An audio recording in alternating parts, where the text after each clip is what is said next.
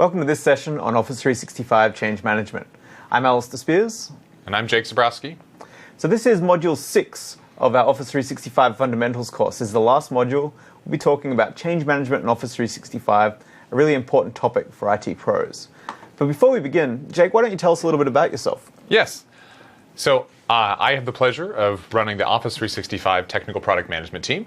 We're a group of folks who spend our time really thinking and working on what's coming next in the service. We get a chance to work with customers and partners and, of course, our sales teams to really differentiate the product and work on what we're going to build in the product to help our customers do more with Office 365. Fantastic. So change management. Change is one of those things that's perhaps the greatest promise of Office 365, but also maybe the greatest challenge for IT pros to think about as well. So, what are we going to talk about today? Yeah, we're going to talk about some really exciting things we have coming into the service. We've taken a lot of feedback from customers on how we evolve the service, not just the features in the service, but also how we deliver updates and features into the service. So today I want to talk about how that's changing, what the cloud means in terms of how you manage your environment, and also to help you stay in front of those changes as they do come to the service. Fantastic. And Office 365 is one of these things that's constantly changing. Our approach to change management changes quite regularly as well, doesn't it? Yeah, just like any feature of the service, we are evolving and updating and improving our ability to actually release updates to the service, to take feedback from customers and to help you as you're improving your environment. Fantastic. Great. So let's just jump right into it here.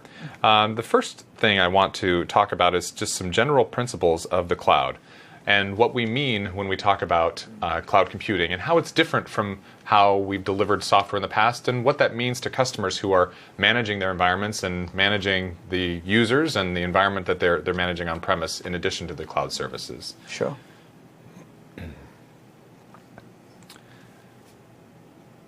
So there are three principles that we talk about when we are going through what it means to be a service.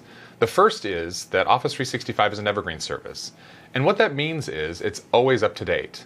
And for customers who have been on the journey with us and started in the days of BPOS and then have gone through a couple of upgrades to the service, we've really reached a very exciting milestone. And that milestone is that Office 365 is now an evergreen service, which means that we are always up to date. We're continually innovating and adding new capabilities to the service and improving the user experience as well as the administration experience in the service on a monthly basis. And so evergreen means we're always up to date, and that's true for Office 365 today.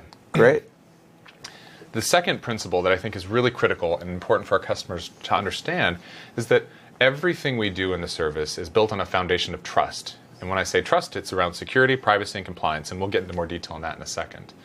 And the third is that we offer service that's highly scalable and available for customers, and we have a really great SLA attached to it, but also it's configurable to customers to tailor it to their needs. And again, we'll go into more detail in just a moment. Right. So trust, I think, is a really important thing because Office 365, it is a very different relationship you have with Microsoft than perhaps what you've had in a traditional on-premises software world where we just hand you the software, you deploy it, it's up to you to manage it. But Office 365 is a little bit different in that respect, isn't it? You're right, Alistair. The really important thing to note here is that customers are entrusting us with their data. And in order to make sure we maintain that trust, we have to do everything within our power to keep that data secure and make sure that it only is seen and accessed by the people who should have access to it. It's really important to begin with that customers own their data when it's in the Office 365 service, not Microsoft. We're just a steward and helping service it to the customer on their behalf. And so everything we do in the service is built on the premise of security, privacy, and compliance. We go through a huge amount of effort to ensure that we have the right controls in place, both for our operational systems and the people that are managing the service, but also the controls in place for customers to be able to manage the data in their own way to meet their own compliance requirements and their own privacy requirements internally. And I think people are getting more and more sophisticated with how they approach compliance. Governments are getting more sophisticated with the regulations that apply to different organizations. And just the non-IT groups inside the business are getting smarter and smarter about how they use technology, what policies need to be in place, what regulations they need to follow, and what security capabilities they want out of their IT investments. Yeah, that's right. And one of the great things about a service like Office 365 is that we have world experts in security and compliance that are working on our service and innovating on our service all the time, looking for new ways to provide controls for customers, new ways to comply with standards, looking at emerging compliance standards that we should be complying with. So it really gives customers, especially customers who haven't been able to invest that heavily, tools and confidence that we're doing that on their behalf. So it's really a great experience for customers. Fantastic.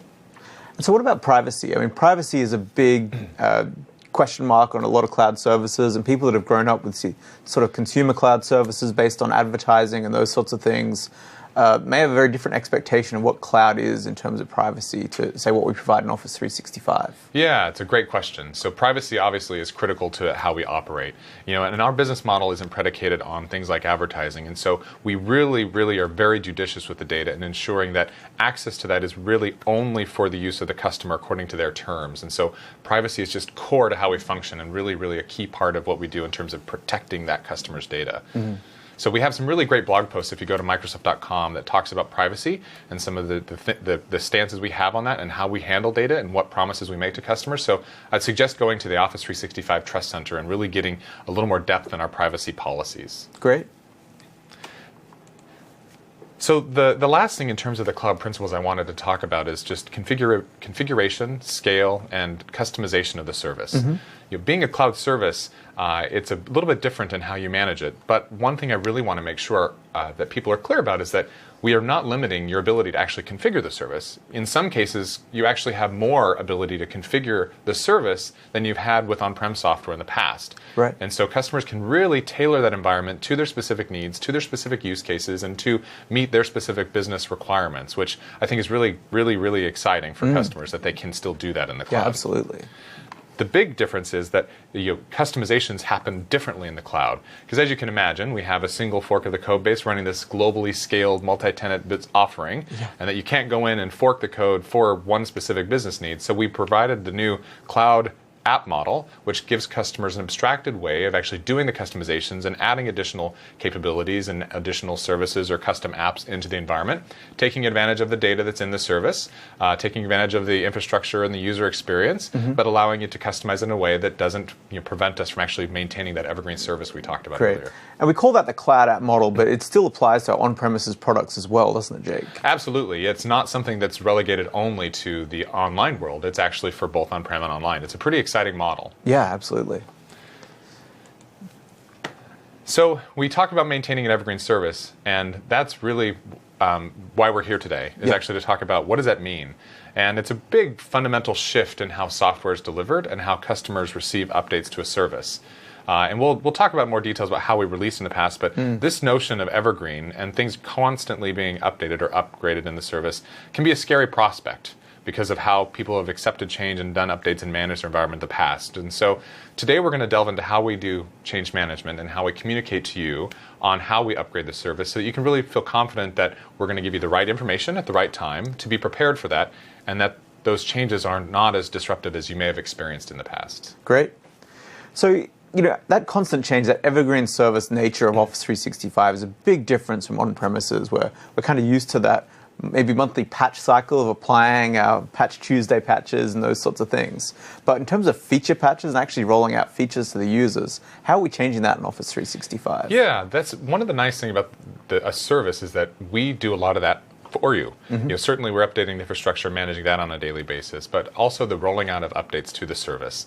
Being evergreen means that the user experience is also evergreen, so we're sending out those updates regularly to end users as well as to IT and other roles in your company. And so we do that on your behalf, so you no longer have to spend your time worrying about rolling out the updates. And you can spend more time thinking about the impact of those updates and what preparation you need to have for your end users, what training and how you may take advantage of those, and how some of the new and emerging things we're delivering into the service may be help you deliver more and better meet business requirements. Great. So let's talk about where we've been and where we're going, so that people can understand what's different and how this new model is really exciting for them. So. In the past, we had a release cadence that was, every approximately 3 years. We say 1 to 3, but really probably every 3 years we released a version of our server products. And that was a big amount of innovation. We would develop something, do a lot of innovation, and work on updates and take customer feedback and improve the service. And then open the garage door, and then a big chunk of software would be delivered to customers. And we would market that, and we would talk to you about it, and we would provide release notes on all the things, the ins and outs of it, and there'd be TechNet articles describing the latest version of the service or the server. And then it was incumbent upon our customer to actually go in and then consume that, figure out what was in it, how it changed things in their environment, if there were new and interesting things they wanted to take advantage of or not. But consuming that was pretty significant. It was a big chunk of change that you're taking on all at one time. This is what we called the wave releases. Yeah. And so my sophisticated graphic here explaining that these waves, and each wave that we would release would build on top of the previous. The reality for most customers is that they actually didn't just adopt each wave as they came along. They would actually wait and only adopt one or every other, or maybe they would even skip two. Sure. And so when you think about the quantity of change that customers would be consuming at one point in time, it was significant. It was very significant. Significant to the point where we found a lot of customers didn't actually take advantage of a lot of the new stuff and the new innovation inside the product. Right? And it was, that 3 years of innovation at once meant that it could take you 18 months or so to actually deploy all of that stuff in that version. And by the time you've done with the 18-month project, you just want to sit out for a while and wait for 5 years, perhaps. Skip a few waves and then surf the next one. That's right. Yeah, it was a lot of fatigue around consuming those updates. And if you skipped a release and you were 1 or 2 behind, that amount of pain that you went through in terms of doing app compat work, doing end user remediation and training and updating desktops and browsers and working with all your ISVs and other applications that worked with the Office servers, it was just a huge amount of work, all at one time. And essentially you're getting 6 years of change all of a sudden if you skip one. That's right. Yeah.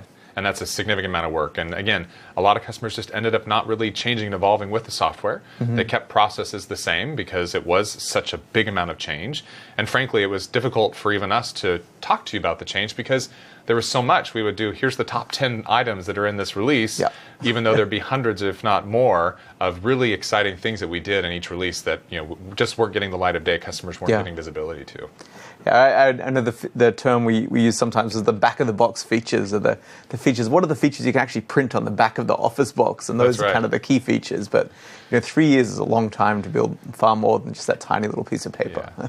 That's right. That's right. So going forward, in the evergreen world, it's different, right? We just did what we call the last upgrade of Office 365, and that was a move from what was Wave 14 to Wave 15, or the 2014 version of the product.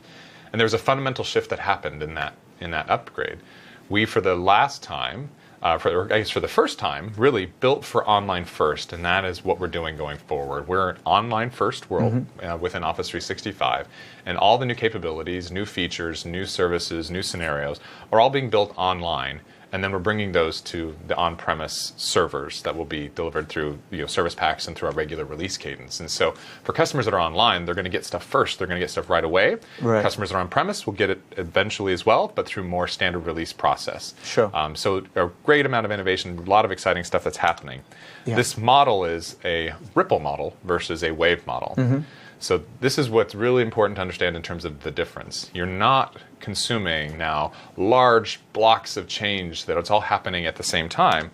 You're actually consuming small little incremental changes that are happening on a regular basis. And so most of these changes have really little to no impact. They don't change the user experience to any extent that's insignificant, and they don't really change how your workflows, but you do get a chance to see and take advantage of changes that are impactful for your business ahead of time, and you do get to make small little changes and incremental tweaks to your environment and your on-premise desktops or your servers to take advantage of those changes as well. Sure.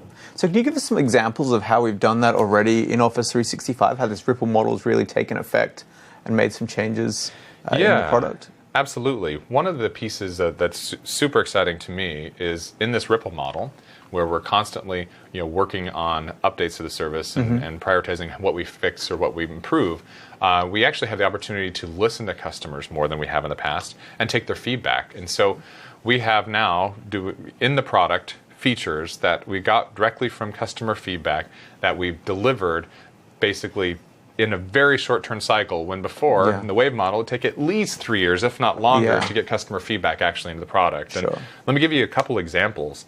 One example is that we've now added the ability to do rights management on Office or document types outside of just the Office file formats. We understand that customers have things like PDFs and image files and TIFF files and other things, even music files or video files that they want to use rights management with, and we were now able to add that into the service, and customers that are using Office 365 got that right away. So that's one of the exciting innovations that we've added. Great.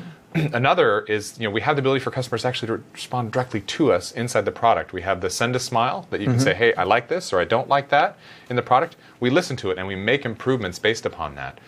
One really great example is some of the work we've done in terms of how we've improved the sharing model, right, and integration with the Office clients. We got real direct feedback from customers. They wanted simpler ways to share, simpler and easier integration with SharePoint and OneDrive for Business, and so we've made changes in the sharing model based on that feedback from customers. And again, customers on Office 365 got those updates right away. Right.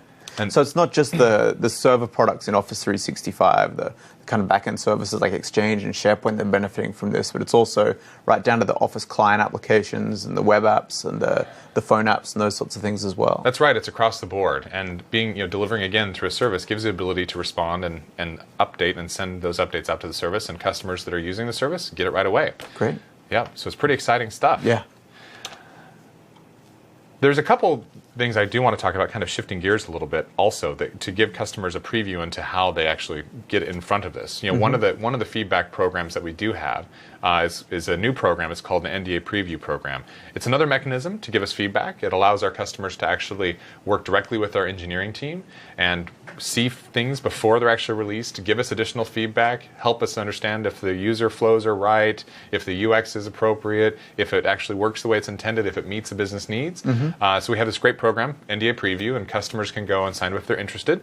And then they have the opportunity to work with us, and we work with them and give us feedback and work back and forth. Sure. So pretty exciting program. And so the NDA Preview is the non-disclosure agreement, so there is some things that the customer does have to do to be eligible for this, is that right? That's right. There's some work a customer has to do to be eligible. They obviously have to, we call it the NDA Preview, they have to sign an NDA, and then they have to commit to actually providing feedback. And they can pilot a group of users within their environment, so if they want their IT shop to be able to provide feedback and get early access to some of these features, and it's primarily end-user-oriented features today, they can do so, and they can take a group of users in their environment and put them in the preview program, and they don't have to create a separate environment to do a bunch of work. They just have to work with us on it. But even if they don't do anything, they still get all of these new features eventually in the service, right? There's no gate that they'll stay back on an older version of Office 365 or anything like that. No, that's right, and it's a great point. We call it an evergreen service. It's always up to date, and it's always up to date, and customers are moving forward with us. It's like the train is on a single set of tracks, and it's moving forward, and we're all on board. So these preview programs are more the case you're on the first carriage rather than the last carriage in the train. Sort of. That's right. That's right. And I'll explain a little bit how we're going to go through the vetting process and release process to give you a little more insight to how it all fits together. That'd be great. Yeah. Great. So one thing I wanted to also show, just to kind of make it real, that we have actually been delivering Office 365 in this evergreen mode for almost a year now. Yeah. And in that time period, we've had nearly 80 updates to the service. And here's a sampling of those here. And some of them are small and some of them are big, but a lot of them are really just additive to the service, really enhancing the user experience and enhancing the experience for IT. We've done a lot of updates to the Office Online apps, so Excel Online, Word Online, PowerPoint Online. We've done a lot of updates around business intelligence, adding new capabilities with Power BI. We've done a lot of work around identity and identity management within the service, as well as onboarding, end-user UX, a ton of work around sharing and OneDrive. So there's just some really exciting stuff that we've added to the service over the last year. Fantastic. And we just get it for free on Office 365. You just get it for free. Right. Yep, we've actually are hearing more and more from customers that are on-prem, hey, wait, I want that too. When do I get it? Yeah. And the way you get it is by using the Office 365 service. Right. So, yes, that's a lot of changes. That's a lot of changes. How should we think about that kind of change management and managing our environment? Because as IT pros, we really want to stay in control of this environment. We don't want to let any of our assets get out of control and have a kind of a non-managed environment. So how do we stay up to date with all of this? Yeah, it's kind of a juxtaposition, right? You're used to the Wave model, and so change can be a daunting task. And then we were talking about incremental change. It's hard to know how real that is and what that actually feels like until you've lived it.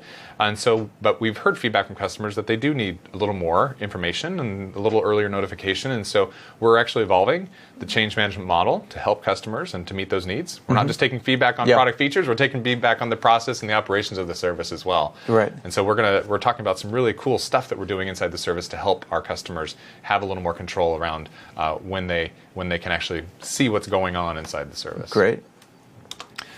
So let's quickly talk about what's changing. Again, like all features in the service, we're evolving and maturing every aspect, including operations of the service. And so there's three key things that we're going to be improving upon over the next few months. One of which is the process for actually which we release features, and in particular end-user-facing features, because obviously those are the ones we're most concerned about, because those impact our users and can impact our support, help desk costs and whatnot. And then we're also improving our communications policies, again, to make sure that the IT folks are really the hero within the environment and have the information in order to be prepared when changes do come. And last but not least, we're also going to be evolving and improving our roadmap disclosure policy. In a cloud service where things are dynamic and we're releasing on a regular cadence, the old systems of the past for communicating what's coming in the service, medium and longer term, don't work, and we have to really provide a more transparent way of communicating that. So some exciting stuff. Yeah, absolutely. The first thing I want to make sure you understand is that how we look at change within the service. And we have a categorization process to look at different types of change based upon their impact primarily and what happens when we release those updates. Because not all updates are the same, right? There's some big ones, there's some little ones, there's some background ones, and there's some user-facing ones as well. That's right. There's a bunch of different types of updates to the service. And one thing I want to be very clear on, we're using the term update and not upgrade because, again, we've moved to that cloud-first model, and so we're really out of the upgrade process. And we're really more just about evergreen updates. And so there's 5 different types of updates to the service that we categorize. And the first are feature updates. And these are updates to existing features, existing scenarios and services in the product that would have some impact potentially to the user experience, although most of the updates there don't. They're just additive and improvements. But those are where the majority of updates are actually coming from, is these feature updates for existing scenarios. Okay. Then we have another category, which are feature or introductions, where we're introducing new services, we're introducing new applications and new features. For instance, when we introduced Office Mobile for the iPhone, we introduced OA for iPhone as well. So those are some examples of things that are additive. They don't impact the existing user flow. We add them to the service. You can choose to take advantage of them, or your users can choose to take advantage of them, but it doesn't disrupt how people are using the service today. Right. And then we get into more platform-oriented updates, and this is where some of the more heavy lifting comes in, where we're taking burden off you, but we're also wanting you to stay up to date and in control as well. The first one, and we use a scary name, but it's really not as scary, are called disruptive updates. These are updates that impact the flow of data between our service and your environment. And so those are updates where we really, really try to over-communicate to you what's going on, so you have really clear timeframes and guidance on what you need to do to make sure you're ready for those changes. And that's really big changes. They don't happen very often. API changes, deprecations, changes that are based upon our system requirements, and we'll talk about how you manage to that in a minute. Sure. The second type are configuration changes. These are changes that really don't have as big of an impact, and it's not as much work to actually get ready for those changes, like small DNS changes, small configuration changes that you may need to make. And so we have a different category for those type of changes. Right. But they are changes that an IT admin needs to actually make some change on their on-premises environment to continue, is that? Yes, that's correct. Those are changes that you'd be responsible for making in the service. And it may or may not actually cause data to stop flowing, but it would be something that we're going to communicate to you about and make sure that you're prepared for and can make. So it's kind of a hygiene thing that IT pros should be aware of and make sure that they address if they're using particular capabilities or something like that. That's exactly right. It is more of a hygiene type of update. Okay. And then the last, but certainly not least, type of update to the service, so bug fixes and security fixes. We're constantly managing the service. We're patching servers, we're managing hardware, we're dealing with hard disk failures and whatnot in the service. So we're working within the service on a continual basis to make sure it's up and running, scalable, and available, and to provide for our SLA and our global availability. So we're constantly managing the service. That's stuff that's just happening in the background of the service on a daily basis. Right. So in terms of those end-user facing features, they're probably the ones that we're most concerned about from an IT pro perspective, because our users will start calling us, they'll pick up the phone, they'll raise help desk calls and those sorts of things. So what do we have to try and make that a little bit more kind of get in advance of those sorts features rolling out? Those are certainly not the features that you like to be surprised about. No. And so we're trying to work to provide you with as early access and as early preview to those as possible, both communicating them to you as early as we can, but also, if you're interested, giving you as early access as possible. We've actually heard from customers that some customers are like, hey, listen, I bought into this cloud model and I want change first. Like, as soon as these really exciting updates are available, I want to be first in line. And so we're introducing a new program that's called First Release that actually does just that. It allows you to be first in line, raise your hand, and you can be the front of the line in class to get these updates to the service. Right. So First Release is a new program that customers will be able to opt into. There'll be an experience within the management console, the admin console for Office 365, where you can choose to opt your tenant in to First Release. By default, everybody's in our standard release program, so nobody's in this by default. You get to choose. And in the First Release program, you will have the opportunity to opt in to be in the front of the line to get updates to the service. Right. With the program, we're also introducing some communication policies as well to ensure that customers get early preview to what's going on. The first is, we're going to tell all customers about a pending update to the service. And again, these are end-user impacting updates. And to start with, as we're evolving and maturing, it's Exchange and SharePoint end-user updates that are coming to the service that we will communicate to all customers a week before we deliver it to First Release customers. And so a week after we announce it, and I'll tell you how we're going to announce it and where you're going to get the communications, but a week before we announce it, we'll tell all customers, and then First Release customers will start to get those updates.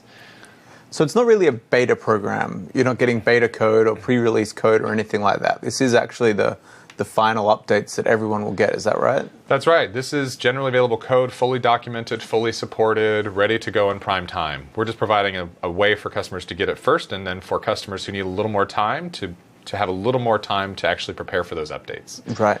And in some cases, some customers may want to actually create a second tenant, put it in First Release so they get earlier access to play around with things before they go through the standard release process. Right, so more of a testing environment you have on First Release, and then you have a little bit more warning before it hits the rest of your users or something like that. That's right. And we're guaranteeing customers that there'll be a minimum of 2 weeks between when we release to the First Release set of customers and when we'll start the release through the standard release process. So customers will get a minimum of 2 weeks between, and then an additional 7 days warning ahead of First Release. So a total of 21 days of notification before these would come through the standard release process. Great.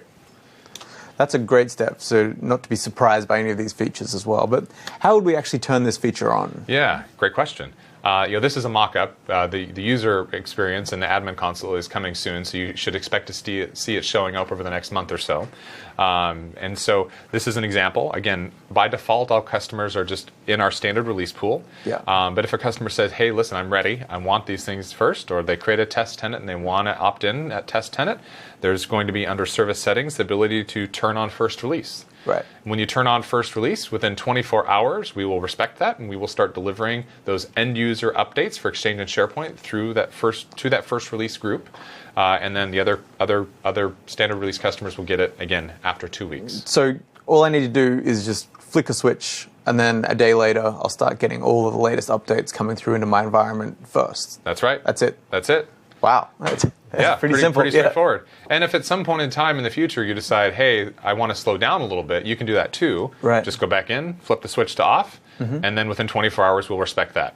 Right. We're not going to take anything away. Right. So it doesn't roll back any of those things I've got that the previous First Release. That's right. It doesn't roll anything back. So everything you have up until that point will persist, and then going forward we'll respect your setting for what release group you're in. Great.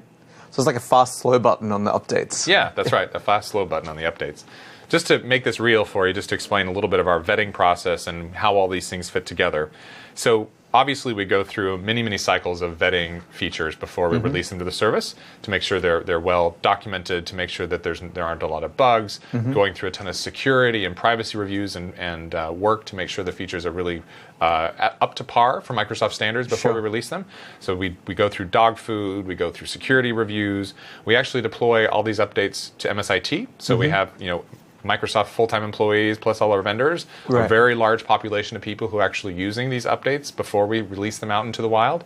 And then those updates go through the NDA preview program, which we talked about earlier. So customers are in the NDA preview program, giving us feedback, working directly with us. We'll see those updates. And then after we are confident that they're ready, the documentation's there, localization has taken place, then we'll release them out and they'll go to the first release customers. Right. So even the NDA preview program is not really a beta per se. It's more of a release candidate, would you say? In the kind of on-prem? Yeah. The analogy on-prem, I guess, would be a TAP program that we've had in the past, where we've worked with customers on technical preview of updates to the service. So it's more of a TAP. Again, like the rest of the service, it's more incremental, but it does give that earlier access. Great. So going forward, though, in addition to that NDA preview, now we have first release. So again, I'm wanting to put this on a time frame so you kind of get how all these pieces fit together. So we'll go through our vetting process. We'll dog food it. We'll go through our security reviews. We'll deploy it through MSIT and get real feedback from people using the service inside of Microsoft. We'll give it to our NDA preview customers, get direct customer feedback to finalize it, fit and finish, and take additional feedback.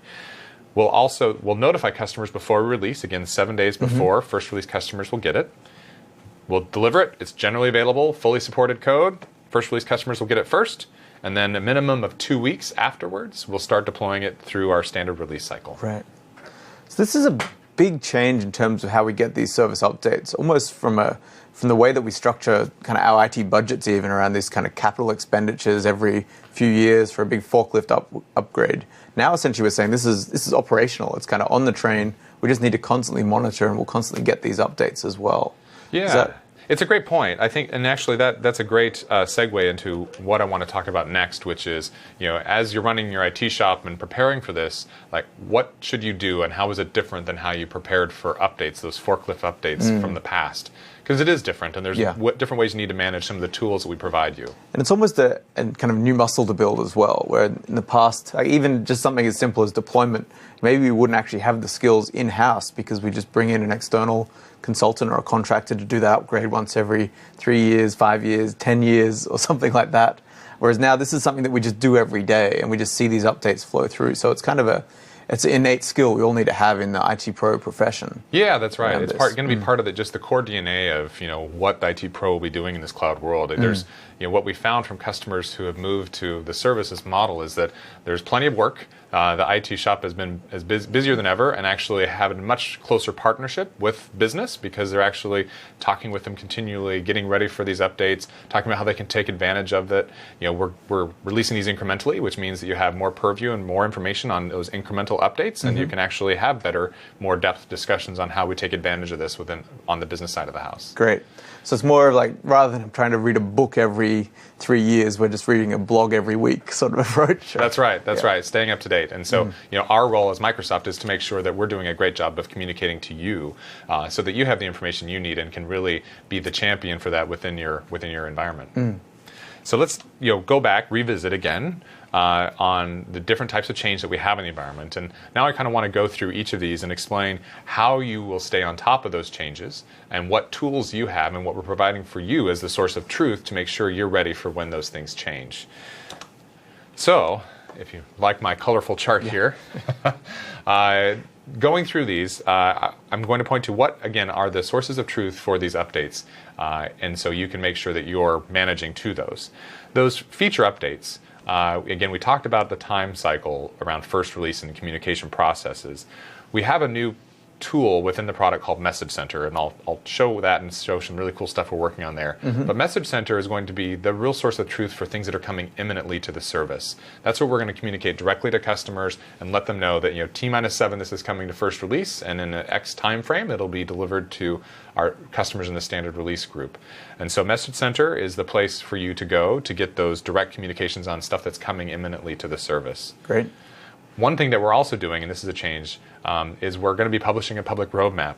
And the public roadmap is going to be, 3 or so month view of what's coming into the service for things that aren't super sensitive. Those are few and far between, but for the majority of things, we're going to communicate those in a public roadmap so you can get a view, not the specific dates, because again, that's fluid in an evergreen service, but to give you an idea of the things that we're working on so you can make sure that you're prepared, and especially if there's that, if they'd only fix this, you can see on the roadmap when that may be coming to the service. So you see the all-up kind of view on the public roadmap, but then if you want to know your exact tenants, deployments, or those sorts of things, is that where it'll come into play in the Message Center? Message Center will tell globally when we will start the rollout process. Currently today, because of the way we've architected the service, and again, a multi-tenant, globally scalable service with the single infrastructure layer across all, we don't have the ability, because of the scale that we're doing with so many customers on the service, of telling exactly when an end user within your environment will get an update. But we can give you general timeframes of when you may see the update. Okay, so essentially the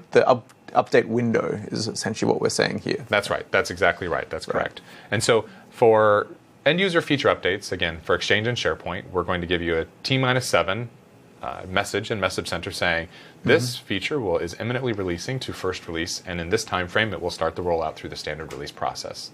Great. And the public roadmap will be the other place to get a medium-term view of that. For new introductions, again, this is new services, new products, things that aren't part of the user flow today, that aren't disruptive to end users. Those we will message out availability. Again, some of these are delivered through third-party marketplaces and other places that we don't control. And so our only real promise is that we will tell you that when they're available. Sure. Most likely, through the roadmap, we'll let you know earlier.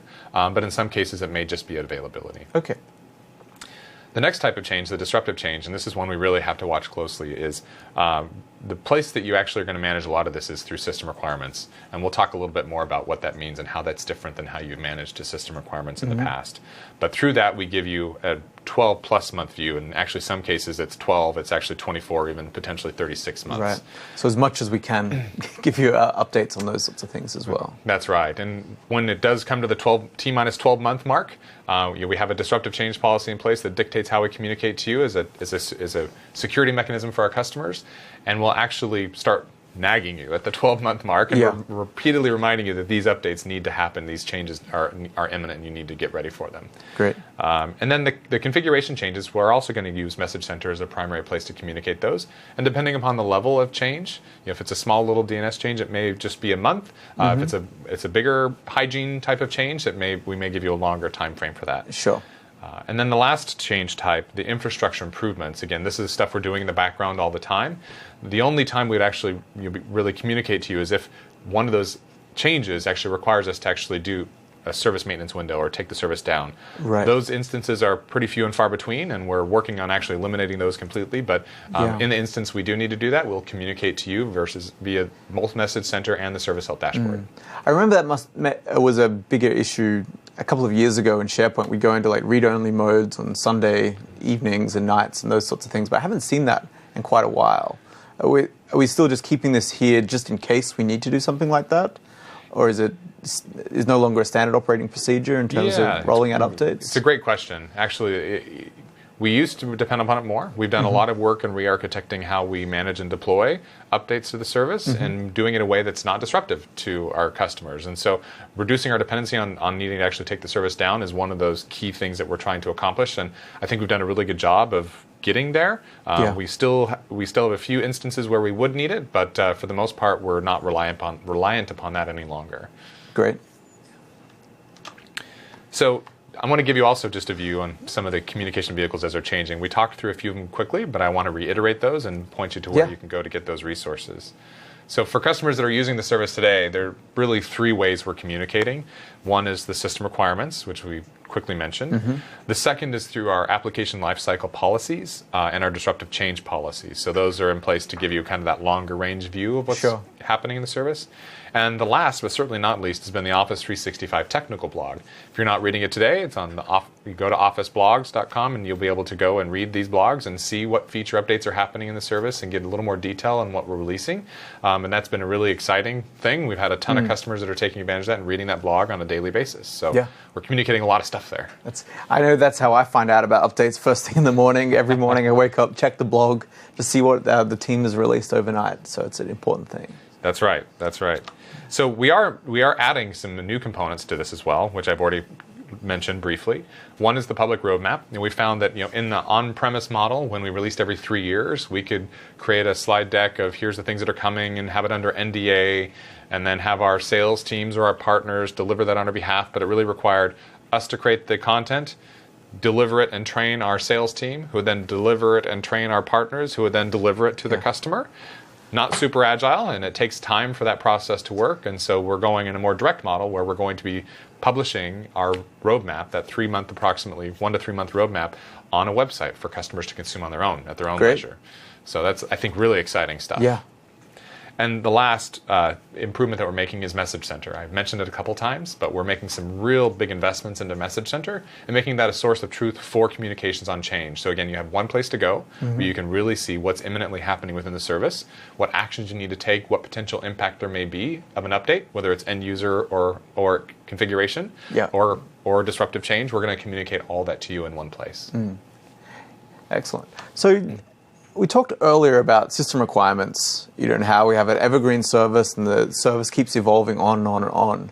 But what if there are other prerequisites? We have our on-premises environments, our Windows PCs, our Office installs, and those sorts of things that maybe we're treating perhaps deciduously rather than as an evergreen model. So how should we think about that? And how should we align those two things? It's a great question. And this is one of the things in terms of the way we approach change that we need to shift. We talked earlier about reading about the features on the back of the box, and it was a similar approach to system requirements. When we went through that forklift upgrade every 3+ years, then we would go and say, what are the requirements for this upgrade or this update to the service? And so you'd read the box. Here's the things I need to do. Here's the remediation I'll need to go through in order to make sure my desktops and browsers and applications are all up to date with the latest version from Microsoft. Yeah. And you do that at a point in time in preparation for that big forklift process. Now it's more dynamic. We're still giving you a really long-range view in system requirements, and in some cases our lifecycle policies are 5 years, like for the Office clients. So we give you actual 5-year view into what versions of the Office clients will be supporting. So you actually have a really long time to understand and prepare for that. You just need to do it a little bit differently. Rather than a point in time right before an upgrade, you just need to actively be managing to those system requirements. Sure. Okay. What about browsers? Because browsers have been changing faster and faster now. It used to be a case that Internet Explorer sat the same for a few years. Now it's almost every year there's updates. And then when we look at things like Chrome and Safari, their updates are happening even faster. So how do we kind of reconcile that with Office 365? Yeah, it's a great question. And this is actually, I think, one of the tougher things we have to deal with. One, we're doing a lot of work to ensure that we support all the major browsers, Chrome, Safari, Firefox, obviously Internet Explorer as well. So we give the customers choice on the browsers they use and what they have going forward. For the browsers that are always up to date, we're supporting the latest version of those browsers, or the version that are being supported actually by the vendor who provides them. And so that's consistent with their policies. And for Internet Explorer, we're supporting N-1, which, depending upon release cycle, gives you a pretty decent window of support for those browsers. Sure. This is one of the things moving forward we're working on ensuring customers have a great experience. Yeah. So say if I do have an older version of Internet Explorer, I do have an older version of Office, am I actually going to get cut off from connecting to Office 365, or are we going into a kind of more of a best efforts unsupported state in that sort of environment? Good question. This is also important. We're not going to turn it off for you. But what may happen is we've taken dependencies on more advanced technology as we're innovating and advancing the service. And so there may be some experiences which just don't work quite the same as they would with the supported browser, the supported version of Office. But we're not going to turn things off for you. You might have a slightly deprecated experience, but again, you'll have the best experience for using the supported. We're not going to shut things off if you don't. Great. So then it sounds like even though we've taken a whole lot of work off the shoulders of IT with Office 365, that we need to invest even more on keeping our own stuff that we still manage up to date, aligned with Office 365 as much as possible. That's right. And actually, again, managing those system requirements and understanding the long-range view of what's coming and scheduling those things in appropriate timeframes to stay up to date. Great. Yeah. So we've mentioned Message Center, and I wanted to give you a little more detail on kind of our thinking around Message Center and what we're doing, and for those who haven't seen it or aren't using it today, what it actually looks like. So we've done a lot of stuff in Message Center, and we introduced it about a year and a half ago as a way for us to communicate to customers around those disruptive changes and things like browser changes and versions of Windows that were supported. And we've done a lot of work there. We've been in the background quietly working on a bunch of infrastructure behind Message Center to make it a more robust platform for communications to customers. And we have a lot more really exciting stuff going forward that we plan to do in Message Center. Some of the things we've done recently included a notification framework. Sounds really exciting. But what it does is actually draws attention to those changes and those notifications when they do come to help our customers actually realize that there's something they need to pay attention to. We've also done work to allow us to actually target specific customers, so we can message to customers things that are going on specifically in their environment. And so between providing better reporting in the service on what's going on and managing your user infrastructure and changes that you need to make, we're helping customers tie the two together to really be more targeted in where they need to go to make changes to comply with our system requirements policies. Right, so that's something like if I was using Project Online and there was a major update to Project Online, I would see that update. But if I wasn't using Project Online, I wouldn't see that update. Is that right? Okay. That's right. Yep, that's exactly right. Right. So things that are coming, again, very soon to the service are some really exciting updates where we're going to be adding in new message types into the Message Center that will be communicating more things besides just those disruptive changes. So we're going to be creating a tab within Message Center that's going to be focused wholly on that end user upgrade experience. So those feature updates we talked about earlier, where we will be messaging to customers in the 7 days before first release and 21 days at a minimum before we start going through standard release, those updates. And so Message Center will be the place to get those communications. We're also going to be providing additional categorization and abilities to actually see message types, so it's easy to know who needs to respond to what. We're flagging different messages that require you to take action or things that may have a bigger end user impact, so you'll be able to see and act to those and react to those in a more easy way. Great. We have some exciting stuff in the future with Message Center too. Again, I keep alluding to the future, but we understand that customers want to consume this information in different ways, and there's different roles who are responsible for deployment across different technologies. And so we're looking at ways to make sure that you can consume those in the way you'd like. And the first thing that we're planning on doing in the future, no concrete dates yet, but in the future is actually providing you an API to consume this data on the change communications that'll be consistent with API set we're building for service health information. So if you're using a set of system management tools or deployment tools and you want to consume this change in those systems, then you will be able to actually consume that data via an API. Excellent. So if I'm using like multiple cloud services, or I want to have that one version of the truth for all my different systems, I can see the service health of Office 365, the updates in my kind of service desk portal or something like that with the API. That's right. That's exactly right. Excellent. So we're working for that in the future. Great. I mentioned this already, but I think this is really exciting, and this is a game changer for us in terms of communication, and that's the public roadmap. Going through that multiple layers of system in order to get this communication out is not tenable in an evergreen service where we are releasing updates on a monthly basis. And so 30 to 90 days out, we'll be communicating information on the updates, and this will be a great source for you to go and make sure that medium term updates to the service are in your line of sight. And so long range, you'll have system requirements. Medium term, you're going to have our public roadmap, and then near term, imminent coming to the service, you'll have communications and Message Center. So that gives you the great whole view of what's going on. Excellent. So can you give us a little bit of a sneak peek of what Message Center will look like as we evolve it with some of these new capabilities as well? Absolutely. And so let's go into a little bit of details on Message Center, and I can show you how it works and what that looks like. So here we are in the Office 365 Admin Center. When I enter the Admin Center, you'll notice we have the new notifications. That's the notification framework I talked about that we added into the product. That lets me know that I have a message in Message Center. Right. When I go and actually click on that message, it'll take me into Message Center, and I'll see what messages I have. So only admins will see the notification, is that right? So my end users won't see any of those notifications? That's correct. The notification framework we have in place for Message Center is only for admins. Great. So when I click on the message, it'll take me into Message Center, and you notice, for those of you who are using today, that looks a little bit different. I have a few additional tabs today that I didn't have before. First, we have View All, so you'll have a way just to consume all communications if you want to see everything. Next, we'll have our Void Issues tab, and these are really the disruptive type of changes where you need to take action in order to make sure that the data is flowing to your users. The next tab is Change, the one that we're on currently, and this is where we're going to communicate those feature updates. And again, for end user feature updates for Exchange and SharePoint that we'll be delivering through first release, this is where you're going to get those communications. Great. We may have other communications there as well. like admin changes or updates, but we're really making sure that we're going to hit those end user feature changes here. Okay. Just to click into one of these to give you an idea, this is just placeholder text, but the type of communications we'll have, we'll provide links to additional information, for instance, so you can actually go and see additional user assistance content or deployment content that may exist for an update. We'll give you information on where the change is happening, whether it's in SharePoint Online or Exchange Online or a suite level change, the type of change, when the communication expires, when it was published, so you get an idea of when we're actually communicating to you. So we're very clear and transparent on that. Great. And so this is the same sort of information that will be accrued into the API?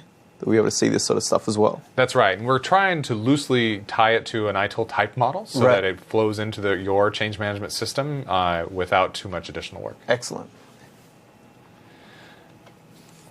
I'll show just a couple other quick things within Message Center. One, the Change tab itself in Message Center, which we already quickly talked about. And then going forward, related to Message Center, we are doing some updates to our Office 365 admin app. So we have an admin app today. If you aren't using it, it's across Windows Phone, iOS, and Android. And you as a tenant admin can go in and use your credentials, log in, and get service health information. We got feedback from customers that they didn't like to be tied to a PC to see service health, wherever they were, running through their environment or at home in the evenings, they wanted to have that information. And we also have heard loud and clear that you want to consume that information on Change as well, so you don't have to be tied to a PC to do that. Great. And so the Office 365 admin app, we will start to, coming in the future, actually publish the change communications there as well, so you'll be able to consume that there also. So a nice way on your morning commute just to stay up to date every morning or something like that. Check the health of the service, check any updates that may have been coming out into your environment, and those sorts of things just from your mobile phone. That's right. So you're always up to date and we're communicating to you where you want to be communicated to. Great. Great. Excellent. Well, thanks very much for your time, Jake. So perhaps we should summarize some of the kind of key cloud principles that we have in Office 365. Yes. Thanks, Alistair. I'm glad to be here today and to spend some time talking about this. First off, the new world of services is really exciting. I think we're really helping our customers uncover a lot of value in the Office products that in the past were buried and we had a difficult time even getting to because of the process of going through the upgrade process, that huge heavy lifting we had to do in the Wave model. This new model, where we're delivering features on that ripple cycle on a continuous basis, is unlocking a huge amount of potential for customers in terms of how they better meet business user needs, how they're managing their data, freeing them up to do things like doing a better job of managing data, managing security, managing compliance, and really rolling things out and driving business value. So it's a really exciting time. I think our customers are pretty excited about it. We're providing an evolution of control and information in the system and how we operate and how we communicate. And so please keep giving us feedback. We'd love to hear it. And it's just going to get more exciting from here on out. Thanks, Jake. And thanks very much for listening to this course on Office 365 Fundamentals. This is the last module on Office 365 Change Management, and look forward to hearing you soon.